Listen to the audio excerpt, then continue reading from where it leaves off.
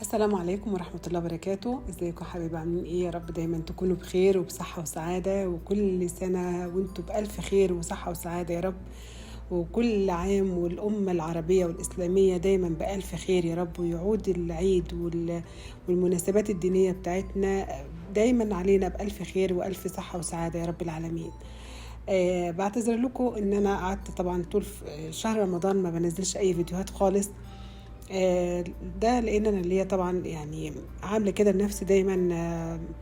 شهر رمضان ده لازم العباده، يعني قبل المطبخ وقبل الاكل وقبل الشرب. طبعا الواحد بيستناه من السنه للسنه، اقل شيء يعني اقل شيء ان هو يقرب اكتر من ربنا سبحانه وتعالى، وطبعا يقرأ القرآن ويصلي التراويح براحة نفسية، ويبقى فيه أقرب إلى الله من أي وقت في السنة.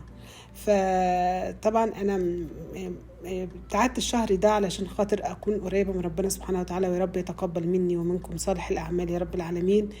ونقعد تاني مع بعض كده إن شاء الله فيديوهاتنا وعلى خير، ونشوف مع بعض النهاردة طريقة عمل الكحك. أنا هعمله بإذن الله ويا رب ينول إعجابكم، وندخل في الفيديو إن شاء الله يعجبكم بإذن الله. نسمي بقى بسم الله ونعمل مقادير للكيلو دقيق.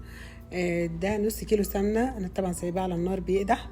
هنعمل كيلو دقيق ونص كيلو سمنة طبعا، ومعلقة كبيرة من ريحة الكحك، معلقة صغيرة من الفانيليا، وذرة ملح، ومعلقة صغيرة من البيكنج باودر، وربع كوب سمسم محمص، ومعلقة كبيرة ممسوحة خميرة فورية، و2 معلقة سكر بودرة، كوباية مية طبعا فترة يا جماعة، وربع كوباية مية احتياطي إذا احتاج العجين إن احنا نزود بنزودهم.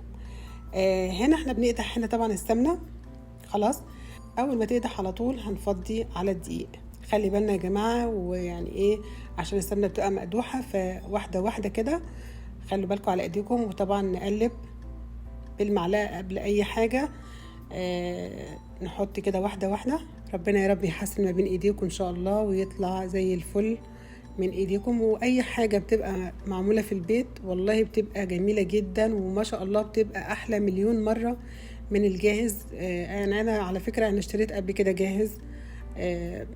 يعني طبعا ربنا يبارك لهم في اي حاجة هم بيعملوها. طبعا الناس بتشتغل وبتشقى وبتسعى في اكل عيشها، بس برضو ما فيش احسن من اعمال ايديكي. يعني دي بتبقى جميلة جدا وفرحة في البيت، يعني برضو بتفرحي ولادك، وانت في نفس الوقت كمان بتحسي ببهجة وبتحسي بفرحة ان انت بتعملي حاجة ريحتها جميلة معطرة الشقة كلها كده، ريحة الخبيز الحلو بتاعنا والكحك الجميل بتاعنا. طبعا احنا هنا بعد السمنة بقى ما تبرد كده في الدقيق بنبسه بايدينا كده، يعني بنخلط الدقيق كده مع السمنة. اهم حاجة في الكحك هو البس اللي احنا بنعمله ده يا جماعة. خلاص، ما نسيبش خالص اي دقيق نهائي. نبس كده بايدينا السمنة مع الدقيق لغاية كله ما يتشرب كده. ونكون طبعا مجهزين الكوباية بتاعة المية فيها الخميرة ومعلقتين السكر بودرة محطوطين عليها. خلاص، ونبتدي ايه، مش هنعجن ولا اي حاجة خالص، احنا بنلم الايه العجينة كده بس في ايدينا اهو، زي ما انتم شايفين كده يا جماعة. بنلم كده بس، ما نعجنش، ما فيهاش اي عجن خالص. احنا بنلم كده على بعضه كده علشان ايه، يدينا عجينة طرية وحلو.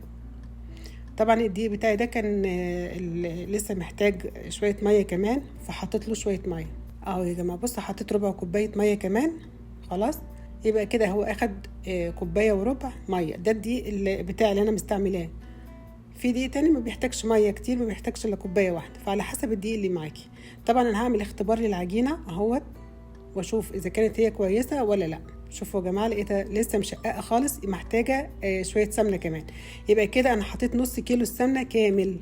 انا كنت سايبة شوية خلاص، وقلت هجرب اذا استكفت بالسمنة خلاص، ما استكفتش هحط الشوية الباقيين. فحطيتهم اهوت وبلم بس يا جماعة، ما فيش عجن. بلم، بختبرها تاني مرة واشوف اذا كانت كويسة ولا لا. تمام، حلوة كده كويسة. خلاص، نبتدي بقى ايه، نريحها بس 10 دقايق بس، ونجهز الصواني. انا مسحت الصواني ديت يا جماعة بالفرشة كده بمعلقة سمنة كده، لان ديت كانت اول مرة ان انا استعمل الصواني، فما كنتش متأكدة منها هي بتلزق العجين ولا لا، فقلت امسحها احتياطي. وطبعا المنقاش ونقشت اهوت. والله يا جماعة بتبقى حاجة يعني فرحة كويسة قوي وحاجة جميلة. يا رب يعودها عليكم بالخير والسعادة يا رب، وعلى أمة الإسلام جميعا يا رب، ويزيح الغمة عن الأمة يا رب. اللهم أمين يا رب. يا رب انصر كل بلادنا العربية يا رب في كل مكان يا رب. خلي ولادك برضو يشاركوكي في نقش الكحك. هيبقوا قاعدين فرحانين ويبقى في بهجة. العيد فرحة فعلا والله، و... بتبقى يعني من السنة للسنة احنا بننتظرها عشان على الأقل حتى يوم في السنة كلها نفرح فيه. فيا رب يديمها فرحة علينا يا رب، وتعود الأيام الخير كلها علينا وعلى أمة محمد يا رب.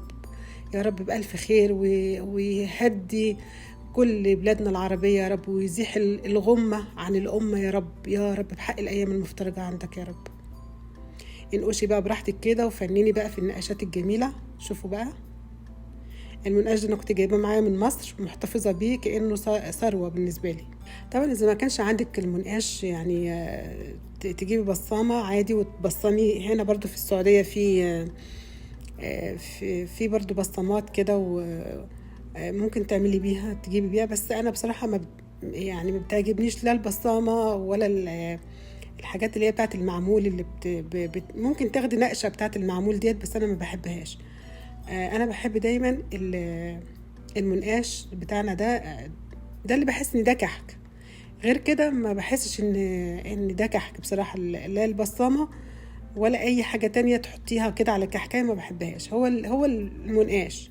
كان نفسي الاقي صواني اللي هي زي عندنا في مصر، بس للاسف ما لقيتش، اللي هي السجان يا جماعه.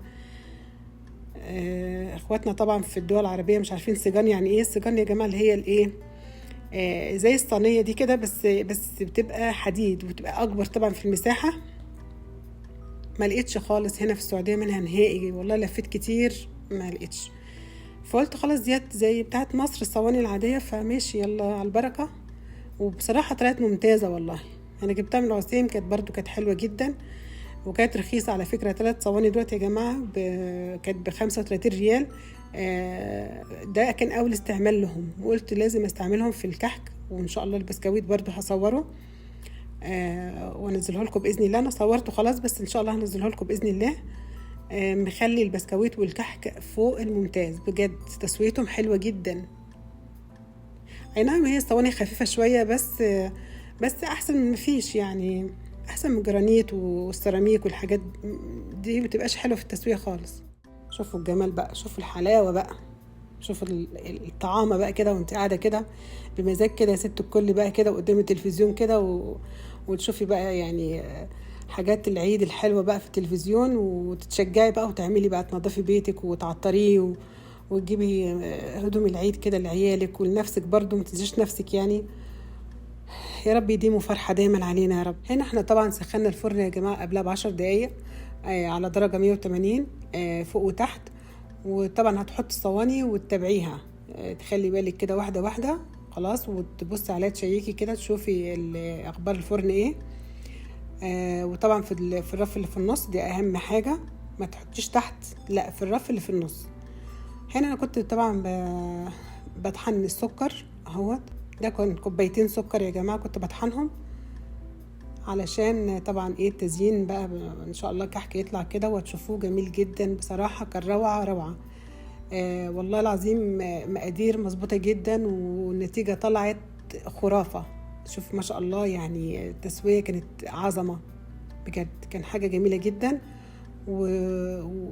وبيدوب كده في البق، يعني عارفين اللي هو ايه، مقرمش كده من بره بصوا، وطري وبيدوب في البق من جوه. جميل جدا. انا مبسوطه جدا ان انا عملته في البيت، وكان تحفه بصراحه. انا على فكره كل سنه بعمله في البيت يعني، مش اول مره، بس بتبسط لما بعمل حاجه وتطلع جميله يعني. الحمد لله. نزين بقى بالايه، بالسكر يعني حاجه حلوه قوي. بصوا شوفوا الجمال، شوفوا ما شاء الله. ديت يا جماعه ده كيلو، تخيلوا ان ده كيلو. بسم الله ما شاء الله. كانت كميه كبيره جدا، مبقتش عارفه احط ازاي يعني. عارفين الكميه كتيره جدا، فرط معايا حبه كتير يعني ما شاء الله. بصوا الجمال بقى. يا رب ما تنحرموش ابدا من فرحتكم في العيد، وتعملوا كل حاجة حلوة يا رب في العيد إن شاء الله. وبكده نكون وصلنا لنهاية فيديو النهاردة، يا رب يكون عجبكم، وعايزاكم تجربوا الطريقة وتقولي لي رأيكم في الكومنتات، وما تنسوش اللايك والاشتراك وتفعيل الجرس، واشوفكم في فيديو جديد بإذن الله على خير ومع السلامة.